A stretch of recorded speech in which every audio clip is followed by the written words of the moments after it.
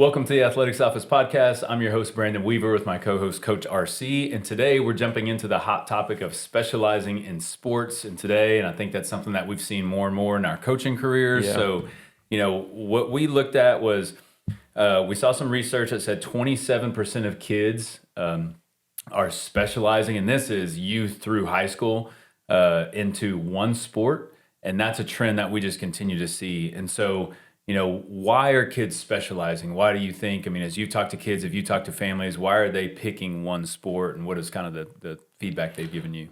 I think a lot of kids are specializing in sports because they have that end goal in mind early, right? So like you see kids that are, let's talk the baseball side specifically, or softball.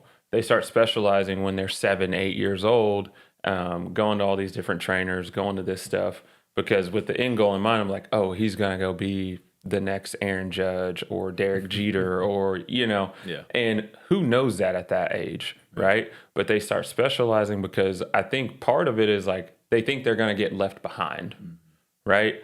And I see this even with my own kids now. I'm like, man, if we were in the gym a little bit more, she may be a little bit better, right? Or like with my son, if he's at the golf course more swinging, just working on his swing, then he's going to get better. But for me personally, like, I don't want them to specialize right now. I want them to learn how to do different things and be put in tough positions in different sports that they've never played. But one reason I think that that kids are getting into specialization a little bit earlier is because of that end goal in mind. I'm like, oh, if we don't do this, we're going to get left behind, or he's not going to reach this level, or they're going to get laughed at, or, there's a lot of that going into it. Yeah, it's interesting. So my oldest is 14, about to turn 15, and I've got one who's 2 years old. And so we've kind of seen at different levels. And so, in basketball, you might start out at the Y, or, a very, they're all cute. They're running around. They're all traveling. It's whatever. And then in 2 or 3 years, you see some kids that start to separate. To be honest with you, a lot of this separation is just in athleticism, right? Yeah. Growth. It's not necessarily in the training, but there is a point where you reach where it's like, man, that, this kid that they're all just these cute little kids running around. Now this kid's like a whole lot better.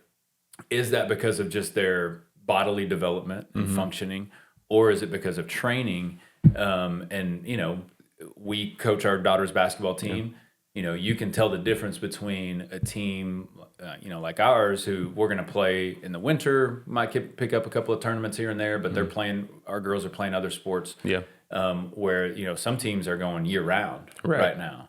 And again, is that something that you want for your family? There's a lot that has to go into that. But when I think about why our kids are specializing, so that's part of it, is just they start to see some other kids develop faster. Yeah. And they're like, well, I want to make sure that I catch up with that. And then also the whole college thing. Right. Which I don't know if a lot of them would articulate it that way. I don't know if they're thinking that far ahead, but they want to be as good as they can be. But, they may want to go get a scholarship to college. Yeah. The tough thing about that is, on the just financial side, if you just save that money that you put into training and everything, you could pay for your kids' college pretty easy. It's going to be a walk-on. Yeah. It's like, so maybe at the end of the day, it's a net neutral, right? You put all this money into training and specializing and all those things, and you kind of make that money back. But sometimes you don't. So we can get more into that. So I think the big question is, does specializing lead to more success? So why don't we talk about the positives of specializing? What have you seen, or what the research that you've done on what could be the positive side of specializing in sports? Well, a little bit of the research in that specializing leading to success, like faster skill development, right? Like just what you talked about earlier with, like you see them all traveling at a certain age, and then the next thing you know, you see like 1 or 2 players that are like, man, they can really handle the ball now. They're not picking it up all the time. So like you get faster skill development, higher competition levels, right? Because when you're starting to specialize, you're starting to kind of lean more towards that route. So like with baseball, you start to lean more towards that travel ball route where you're not playing at like Hafer Park or, things like that. You're actually going to go travel to go play in Dallas or play with this team that has a lot of kids that also are specializing, that are going to hitting, that are going to pitching lessons, that are going to all this stuff. You have like maybe increased exposure to recruiting opportunities, right? And that's as you get older, right? And we'll probably go into that a little bit later of like the different ages that kids start to specialize and when those things kind of really start to matter. But like those are the pros that I see really. Faster skill development is probably the main one in specialization, especially with baseball. Like when you think about baseball, it's a very individualized sport. So like if you can't pitch and throw strikes, that ain't gonna work, right? Especially as you get older. If you can't hit an 85-mile-an-hour fastball when you're in high school, that's an issue. Like you're probably not gonna play much, So like the earlier you start specializing in baseball for those type of skills, the better off you're going to be later, like when you get to high school and you get to college and things like that. And then say like golf, for instance, like my son probably needs to start swinging his clubs a little bit more. Like if he wants to be competitive at golf, like if he wants to go out there and play for fun, we'll just keep doing what we're doing.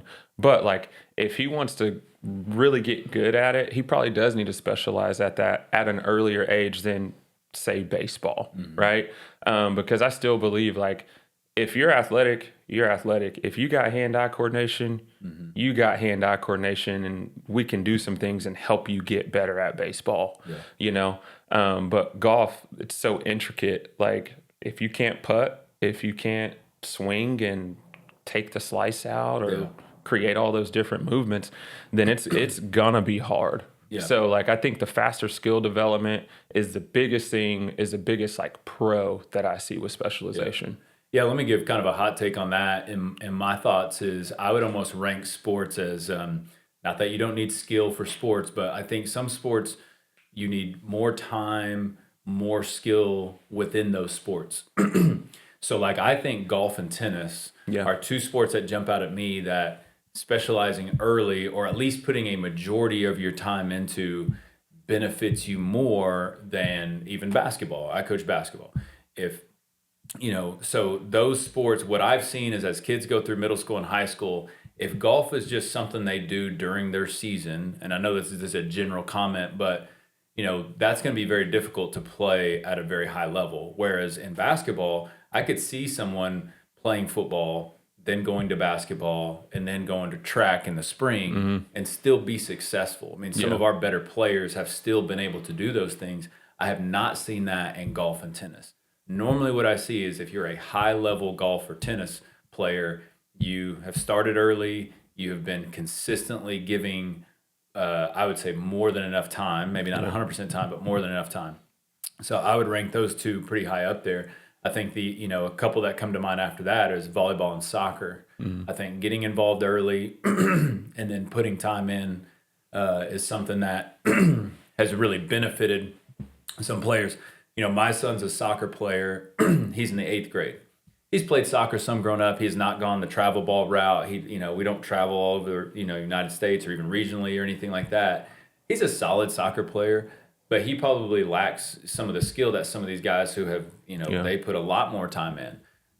And you can see this, right? So you have this group that went from basketball that may have been some of the top basketball players. They've gone to soccer and it switches, right? So maybe they're more like secondary, and some of these guys who are more, have done the soccer travel ball thing, become the primary. Now there's a few kids who are high level at both. But they've also put time into both kind of outside of their seasons.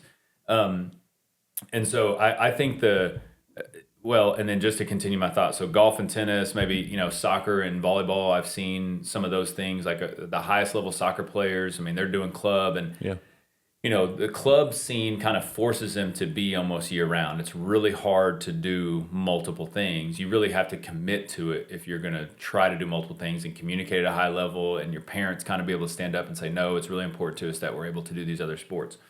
Then after that, I would put baseball, softball, basketball. There was another one that came to mind. highly skilled sports, and they might even be in there with that soccer and volleyball scene where they're team sports, but there's this individual skill element and things like that. Yeah. And then I think it's football, cross country, track. Again, not to say that you can't specialize and be really good at that, but I've seen more kids in those sports be able to participate for longer in other sports before they specialize, if they specialize at all, to still be successful at a high level. Right. And so I think it looks different for each sport. So I do, it's hard to just say, specializing good for all kids. And we'll get into the positives and the risks of it. But I think it's, it looks different. If you really want to go the golf and tennis route, I think I think if you were to look at how kids develop in those areas, I think you do need to get that younger. I still think you can play other sports, but you need to spend the majority of your time in that. And then it tapers off depending on the sports and depending on the age after that you need to get some feedback on as a parent and as a kid. Yeah. And I like when you say that specifically with golf, I look at Tiger Woods. All right. And how he started out, and his dad was all there. It was all in on golf, and probably the greatest golfer of all time. Right. And then you look at kind of what he's done with his son, and it's kind of the same route almost. Right. And he's going to be really good too. So I'm right on with you with the different sports. Depending on the sports, it depends on the specialization, because even you go back and you talk to some of these guys, you talk to number 1 draft picks, right? Baseball, Ethan Holiday, the Willits brothers and things like that.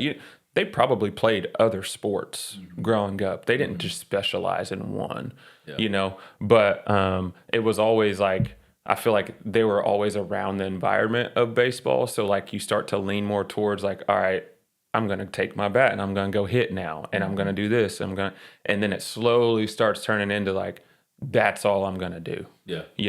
And some of those other sports start to fade away. And then more specifically, I look at football, right? When you start specializing in football, the guys that I really see specializing in football are quarterbacks, your skill position guys. Depends on the position. And I never see my nephew play D-line at the D1 college level, and that joker wasn't specializing in no D-line. Yeah. He was just big and he was aggressive. He was strong and he was quick, So that's what helped him, right. And as he started getting into high school, he started, lifting more weights and things like that. But he also did track. Yeah. And he threw the shot put and things like that. So I think you're right on when you talk about the differences in sports and how that all works together with specialization too. Yeah, so let's talk about the risks. And these are things that we hear about. I don't know if we really act upon them as parents. It's oh yeah, that's fine. and actually the first one I'll kind of want to go at. One of the risks is injuries. I think one of the things that research has shown is, if you are spending time in a sport that is only developing, this certain movement or these certain muscles, then you're at more of a risk. You're not being a well-rounded athlete or, developing your full athletic potential.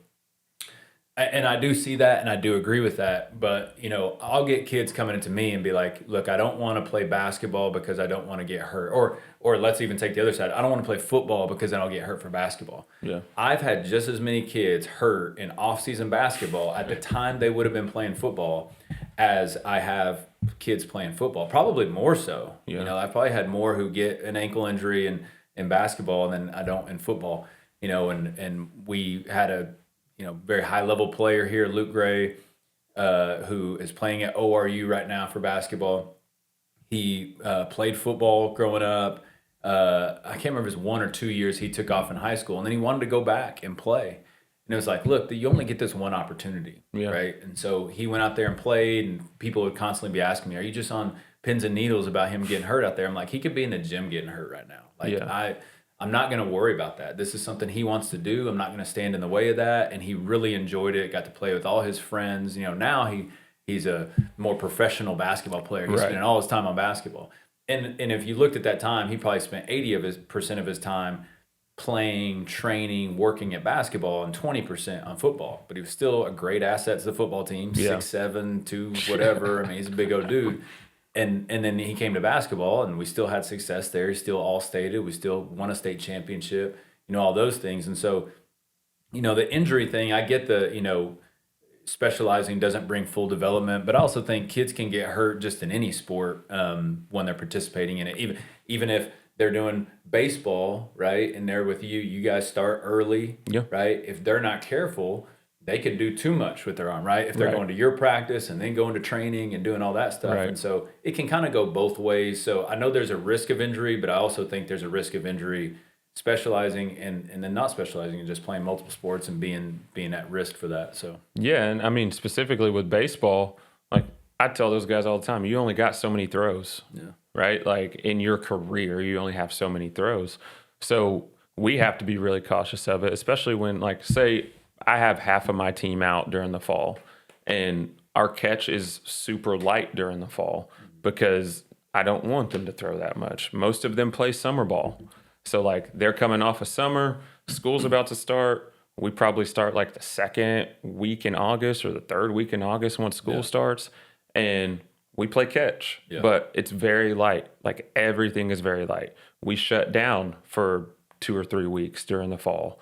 But just like you said, like we have guys that are like, oh, I don't want to play football because I may get hurt. Well, you can take a fastball off the face and get hurt. Right. Like, who knows where that pitch is going to go? Yeah. You can take one off the machine. You can take a bad hop on an infield and get hit in the mouth, So like the injury is still there either way. Yeah. Now, I think more of the injury risk comes like when you are doing some of those things like and not paying attention to it. Yeah.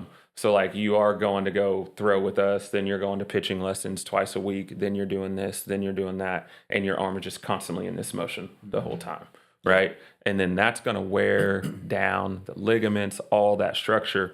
And that's why I always like to say, go play other sports because now your body is training differently. Like if I have a football player that plays baseball, then they're not going to be doing this the whole time. Yeah. Like they're going to be using their legs a lot more. Yeah. They're going to be using their feet and their quick twitch muscles a little bit more in football, change of direction type stuff. So I don't necessarily say like it's not huge injury risk in specialization if you do it the right way. Yeah. Well, and there's probably a difference between specializing at the age of 6 versus specializing at 15 or 16, right? You've built this base and foundation of developing in different sports. If you've played multiple sports all throughout elementary and middle school, and then now maybe in high school, you make this decision, which we won't jump too much into that because I know we're going to give our thoughts at the end on kind of what we would say. Yeah. But let's go ahead and jump to the next one. I think this one is the biggest one in my mind, and that's burnout. So talk about how you've seen that over your years in coaching. So in coaching baseball at a different school, we ran into players a lot of the time when they get to their junior or senior year, they've been playing baseball since they were 4. Yeah. And most of them have been playing at a high level since they were probably 8 or 9. Mm-hmm. And that's like traveling on the weekends to Dallas, to different towns in Oklahoma, to Colorado for this World Series, going to Omaha for another World Series that they qualified for. So like you see that start taking place, and then as they get older, more pressure starts to go on them and they're starting to travel more, and now it's starting to get to recruiting and things like that. And by the time they're juniors and seniors, they're like, I've done this for so long, it's not even fun. Yeah. And that's, to me, is the most important time when they're in high school, they're getting to that point, and it's like, hey, now you can look forward to college, maybe playing college baseball. But then mentally, they're like, I'm so tired of this game. Yeah. And we had one kid specifically that was just like, Coach, I don't want to play. And he was one of our better pitchers, one of our district starters. And he's like, I don't want to play anymore. I'm like, why? He's like, I'm just burnt out. Yeah. I'm tired. I don't want to come to practice. I don't even enjoy this anymore. Yeah. And it's like, are we not making now? Then you start to put on coach goggles and you're like, are we not making it fun for you? Is it something that we're doing? Right. And it's just like, no, I've been doing this since I was 6. And the biggest thing I try to stress with my kids is like, this is not your job. Yep. Right? You are not getting paid to play right now. You're not a professional athlete. Yeah. So like, if there's a day, and I'm probably the wrong parent for this, if my kid is like, hey, I'm so tired today, I'm like, all right, well, I'll text coach and I'll be like, hey, they're not going to make it today, because I still believe like I want them to have the joy to want to come to practice. I don't want to force them to have to go right now, especially at 10, 11, 12 years old. Yeah. I don't want to have to force you to go to practice. I want you to be like, hey, I got practice today? Yes, you do. All right, let's go. Yeah. So like as we start to push those things and that burnout and mental stress of like, oh, I got to go again. I got to go again. I got to go again. And like I'm kind of seeing it now with my youngest, and she plays not club, but academy soccer. Mm-hmm. They practice twice a week. They play on Fridays. Sometimes they're in a tournament and they have to play. Sometimes they play 2 games on a weekend, and she's 7. Yeah. And she's just like, what are we doing? Professional. Like, and it's like a professional athlete at that young of an age. And I think that is where later down the road, and I can't tell the future, but later down the road, she may be like, I don't want to play soccer in high school. Right. And I would hate that for her, because I want her to be able to experience high school soccer, playing with her friends that go to her school, and playing for that. But if we're pushing her right now at this age of like, hey, no, you got to go to practice, you got to do this, like we're going to get left behind, then she's going to burn out. I can see it now. She's going to be like, I hate soccer.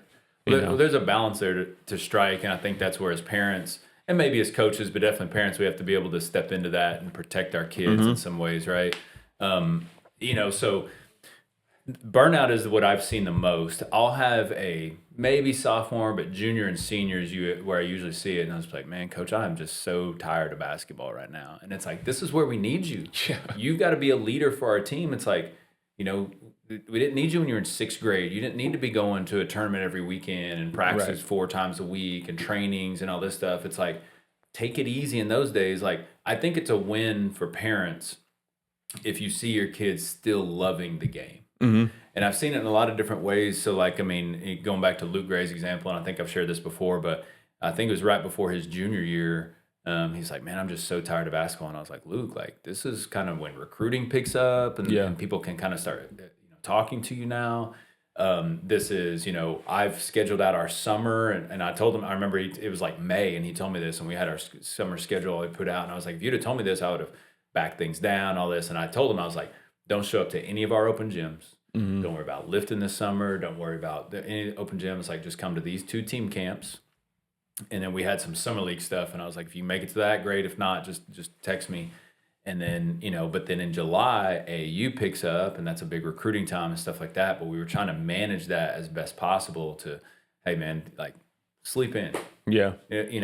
Yes, there's a commitment level that you've got to reach, but then also you have to balance that with they got to be kids too. Yeah. And I think that's the difficulty, and it's not good or bad. It's just where we're at, right? I mean, us growing up, we were just playing in the community, right? Just, you go with your friends and you play. We'd play pickup at the park. It wasn't as organized. Right. The organization has brought some great things. You actually have some officiating. You're not just getting, I'm not getting fouled every time by a guy 5 years older than me, that kind of stuff. There's some good to that. But, so the organization's been great, but now organization obviously costs more. Now I've got to, travel, even for us, we stay here in town for the most part. We're 20, 30 minutes to a gym. But before it was like, you just go grab your friends and go to the neighborhood, goal or court or whatever. And so now everything kind of has to be scheduled out. Yeah. And we'll get into the family aspect here in a second, but with burnout, now I've had some kids who they could spend all the time in the gym. Yeah. Carson Jones, for me, Luke Melton. There's some guys like they just want to be in the gym year round. I never saw a dip in their love for the game of basketball and showing up and being ready to work.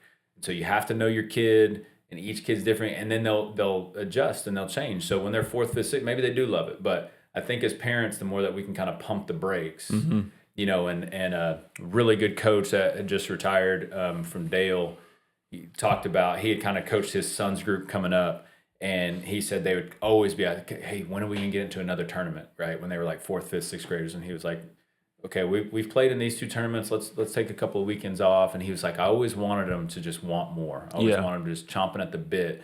And I think that's the thing you have to watch as a parent. And again, kind of going back to your example of if they're like, man, I'm really tired. We have to decide as a parent, okay, do they need my protection? And okay, we're not going to go to practice.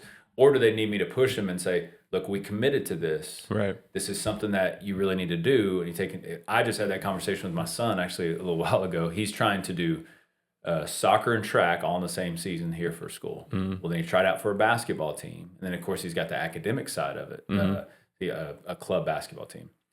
So there was one day he had a soccer game. He went to a club practice. He had a track meet coming up. He had a bunch of homework, and he was kind of overwhelmed.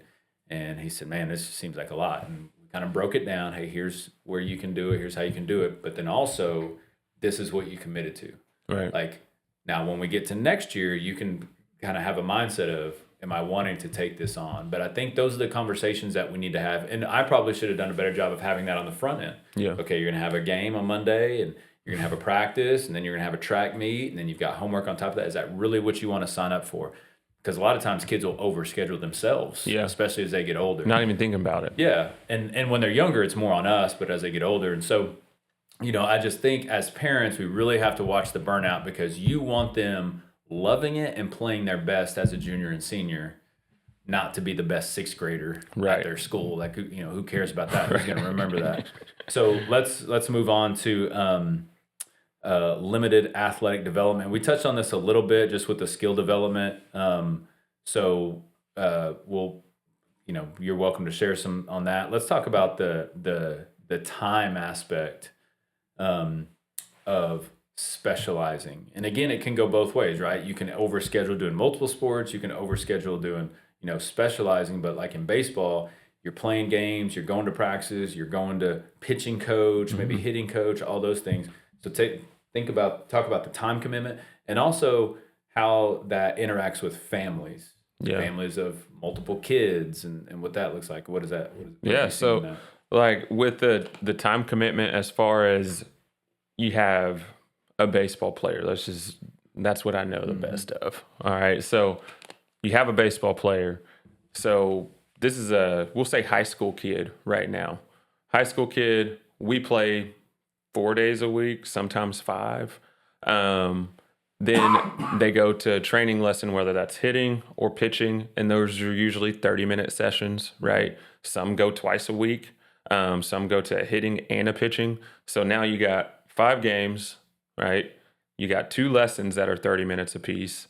Then we're going to throw in our workload on top of that. Then, not to mention, if you have younger siblings that you may have to run somewhere, now, like, where's all your time at? Yeah. When do you get to go hang out with your friends? When do you get to have our senior assassin? When do you get those times? When do you get the memories to make in high school? So because you're spending a lot of time trying to perfect your craft, and then it's like, man, it's my senior year, and I don't have anything going on. Yeah. So that is a huge time commitment for that. Now let's go to the younger side, and say for a parent in that time commitment of specialization, like, all right, you're running them to league games, right? And I know some parents that they have a kid that plays league with one team and then plays travel with another team, right? So now you're going to 2 separate practices a week. Then you're playing tournaments on the weekends. You're playing league games during the week, and then you're going to your hitting coach or your pitching coach, right? So now where is your family time at? Yeah. Right? And in my case, me and my wife, we got 3 kids. One of them is usually doing something one night a week, right? Some nights we have 2 of them doing stuff. So like, she's splitting this way, I'm splitting this way. Then we have another one that's either hopping in with one of us or going with one of us somewhere. Yeah. So like they're sitting in the car or they're having to sit out at the field like, this is awful. Yeah. You know, or you're trying to occupy their time in a way of like, oh yeah, we can still have some family time. So like, when do you get to sit down at the dinner table and eat as a family? Yeah. Like it goes really fast. And from a parenting perspective, like I looked at a picture of my oldest daughter who's 11, and I looked at a picture of her and she was like 4, and I was like, man, she's 11 years old right now. And I'm like, that felt like it was just yesterday. Yeah. You know, I get home last night from a game and I go in, everybody's asleep in the house when I get home. Part of that time commitment as a coach. If you haven't listened to that episode, go back and listen to that. So I go home and I go up to her room and she's sleeping and I'm like, man, she looks like a preteen right now, you know? And it's like, where is the time going? You know? So like as a parent, you have to be conscious of, hey, are we doing too much? Like, how do we separate? How do we still keep our family time? And then from the Christian perspective, are we missing church on Sunday? Mm-hmm.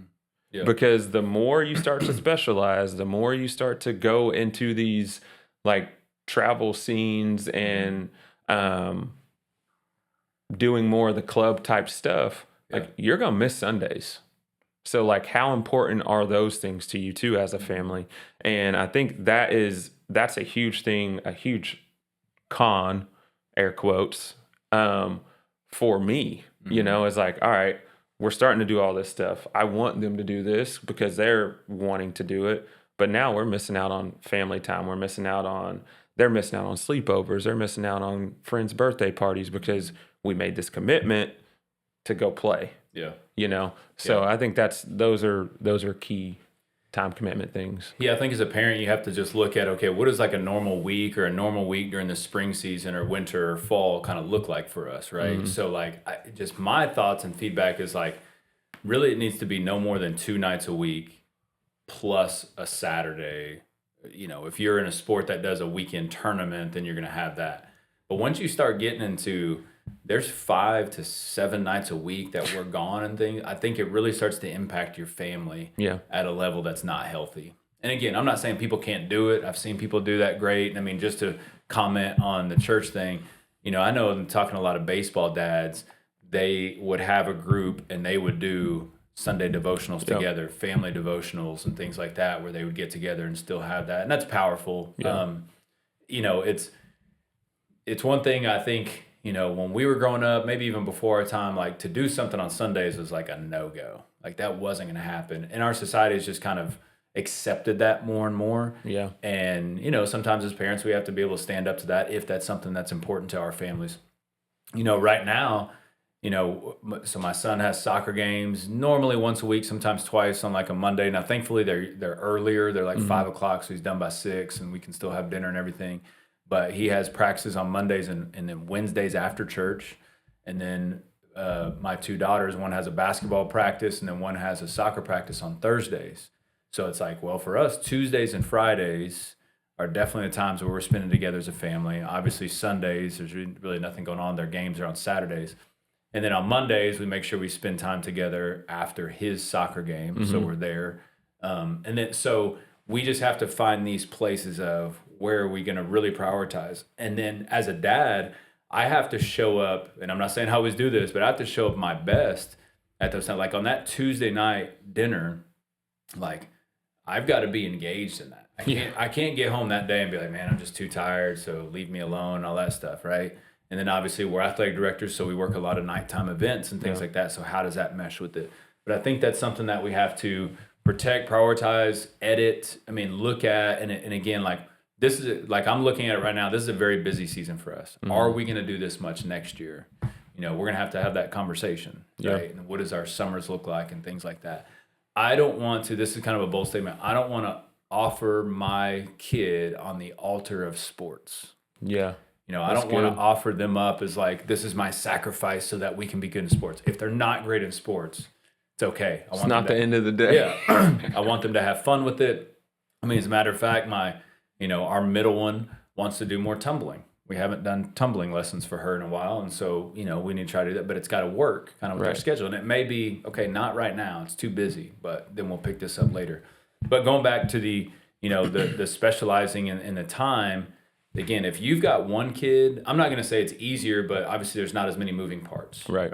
The more kids you have, you don't want to sacrifice one kid for the other, right? If you're, like right now we have a 2-year-old and a 4-year-old, well, 3, just need 3 and 4. We don't want, they're not going to do sports right now.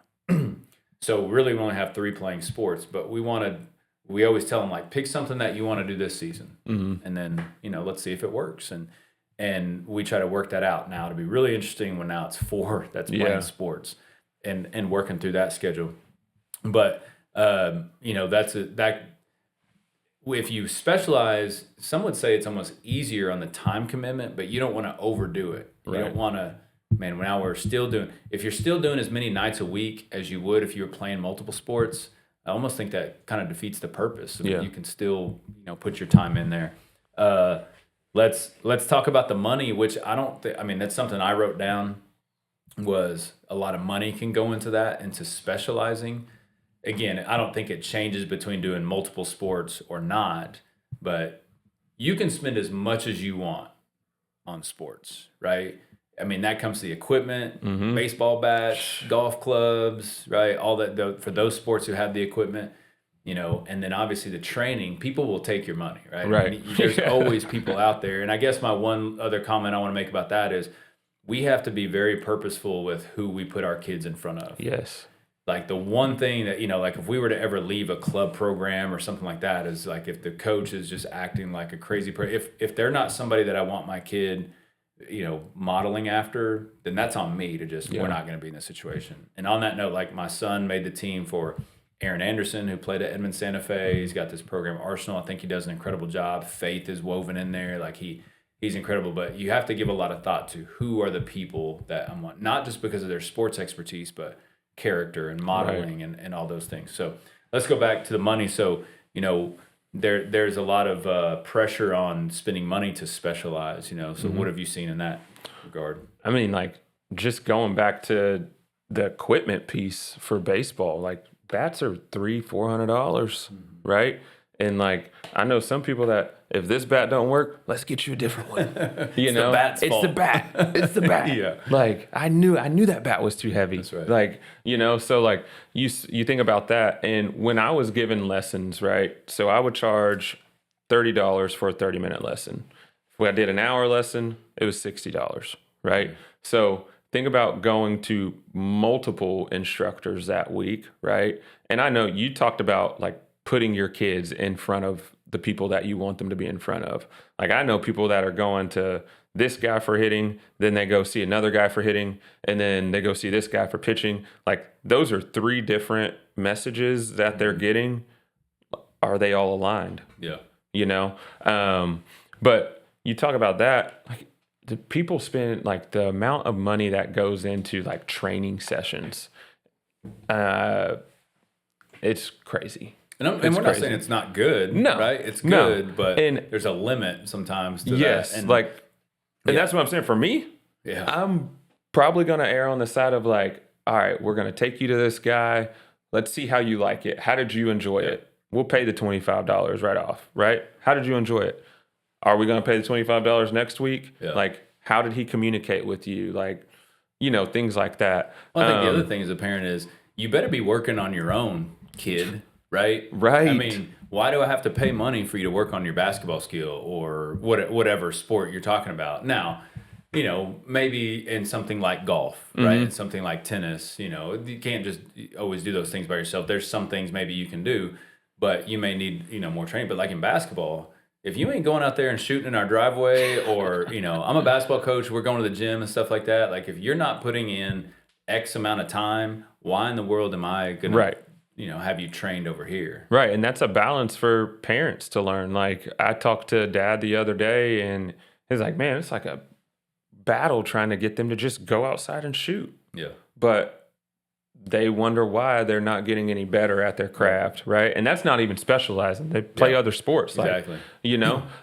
So like if you're not wanting to put that time in to just go outside after you get out of school and shoot for a little bit, ain't no way. Well, I think you can make the argument as we're talking through this that we listed them as risk, but the time aspect and the money aspect is no worse doing multiple sports, right? It might even be better to specialize, in that regard. Now, I find that you kind of go a little bit more overboard if you specialize, but going from football and buying cleats and all that stuff to basketball, buying shoes, and to soccer, buying boots, as they're called, and soccer, not shoes, boots. Okay. So this last one I think is an important one, is missing out on opportunities in other sports. So the thing I want to talk about there is, it's a thing I love about OCS. I love when my players in basketball can, in the fall, go play for Tanner Roof and go play for Dan Maley and go play, for Braden Glover, or go run for Cheyenne Castillo and Mike Driscoll, right? Like, they're going to get incredible mentoring, and we're going to most likely be aligned in what the work ethic that we're asking for them, for the spiritual maturity, like all those things that we value here at OCS. And then, hopefully I can provide that. And then in the spring, they're going to go to RC, or they're going to go to Tosh, or they're going to go to, whoever our spring coaches are. There's such a benefit by putting your kids in front of multiple people who are sharing the same message, who are aligned, who, there's just this benefit. Or maybe they learn something different from Tanner than they learn from me. Maybe he's holding them accountable in something else where they really learn this life lesson, even more than just sports, this life lesson that maybe I'm not as good at, but then we reap the benefits of in basketball. I mean, if a kid just had to listen to me all year round, they'd be like, "God, this dude I need to break at some point." So I think playing different roles within teams, right? So like, you have a kid that maybe he's a stud football player, but then maybe he comes off the bench in basketball, right? And then maybe he really helps the relay team in track, but then, he's a average wrestler or just whatever. I mean, you perform in these different roles, and it builds your understanding and your compassion towards, I know what it's like to be that kid on this team, because that's how it is for me in this other sport.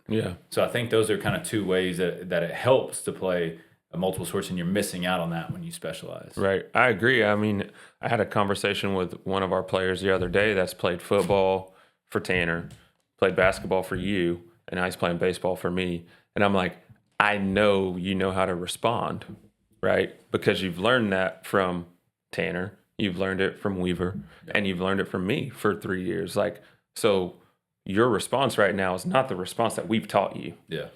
So like, how do you do that? And I think and that's what I told him. I was like, you played for all these different guys here. Like, what we expect, our expectation, like, do it.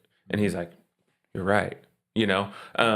But I think that's very good. Like, you do miss out on that when you specialize. Right. And like, from my perspective, I tell our baseball players, I'm like, and I have to tell our assistant coach this too. I'm like, you talk today.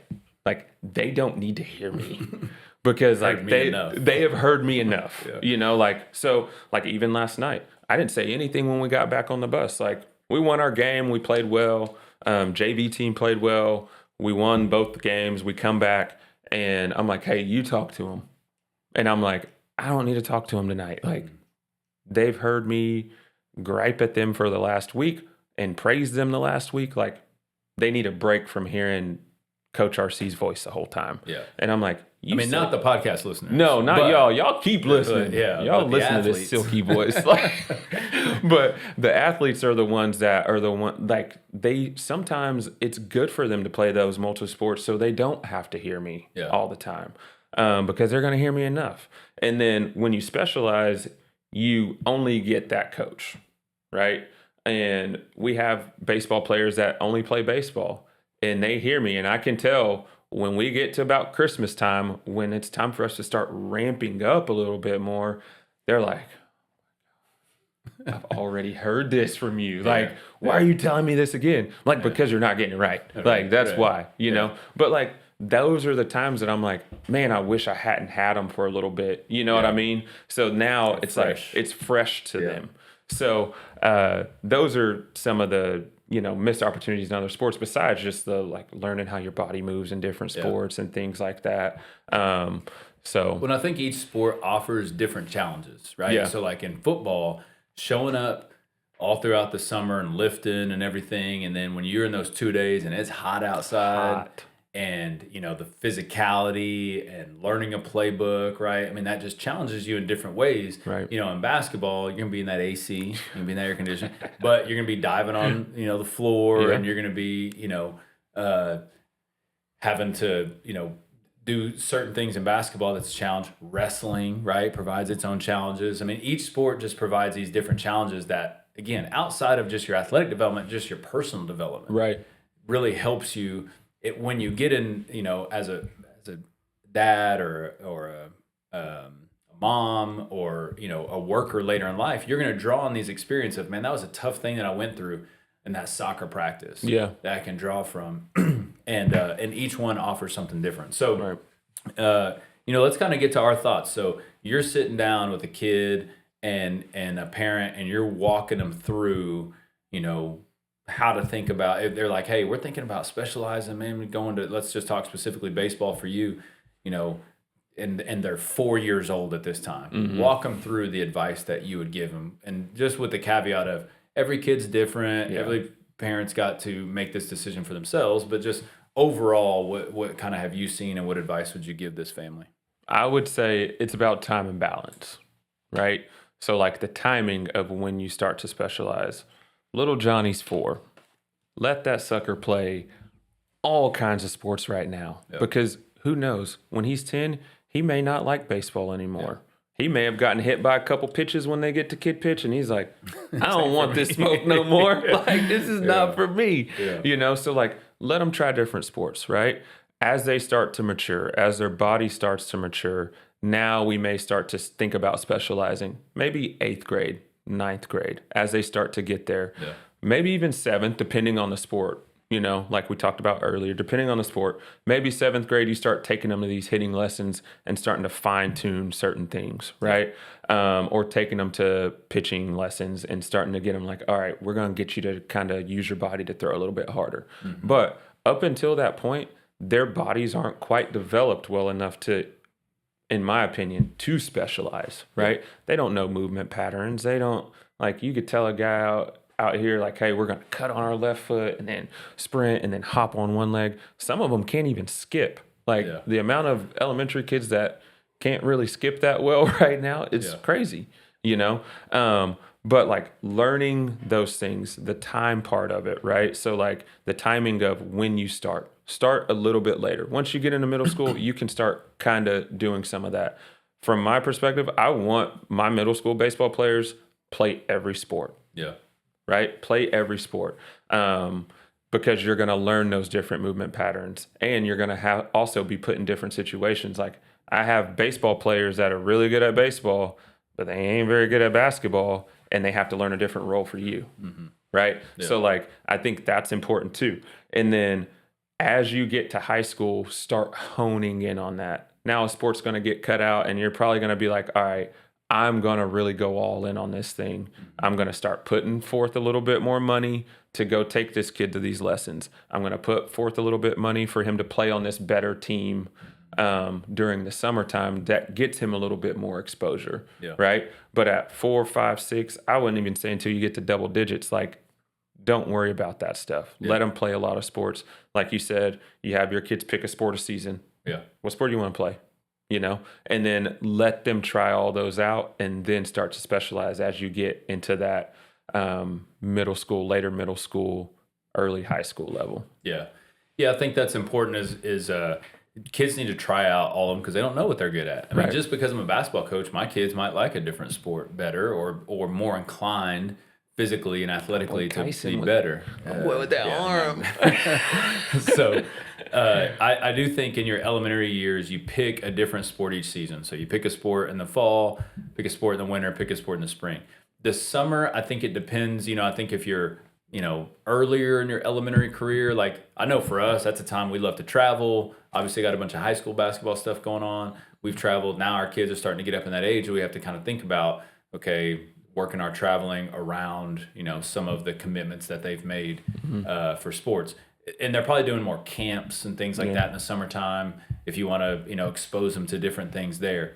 And then I think as you get later in your elementary and then in your middle school years, you're still picking a sport each season, but now maybe start to look at, okay, this is the one that they like the most right now, and we're going to get them extra training, or we're going to, for my son, he's playing soccer right now, but he likes basketball, and so he's doing this basketball kind of in addition to soccer, at the same time. And now you got to kind of balance that, and then once you get to high school, to me, it just depends on the sport.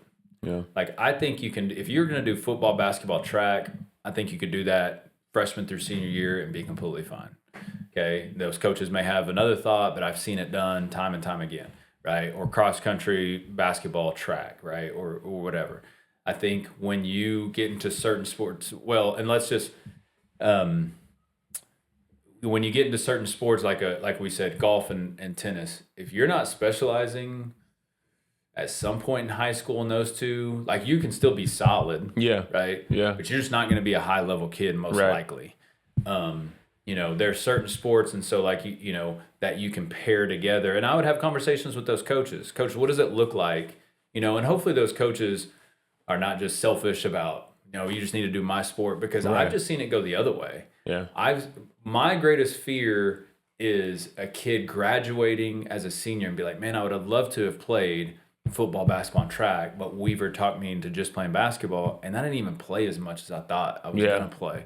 I don't want them putting that money. I want it to be their decision, and then wherever they fall, they fall. Right. And I've had kids who are with me all fall in off-season basketball, and then a kid that's in football, and they show up, and the football kid's still better.